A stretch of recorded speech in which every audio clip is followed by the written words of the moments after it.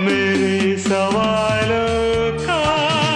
अस्सलामुअलैकुम नाज़रीन, आज की इस वीडियो में हम आपको खुशआमदीद कहते हैं। शादी में मावरा हुसैन की बॉलीवुड गीत पर हसीन एंट्री। मावरा हुसैन ने 2025 को अपनी जिंदगी का यादगार साल बनाते हुए जिंदगी के खास और नए सफर का आगाज कर दिया। अगर आप चैनल पर आए तो चैनल को सब्सक्राइब करें, वीडियो को लाइक कर लें।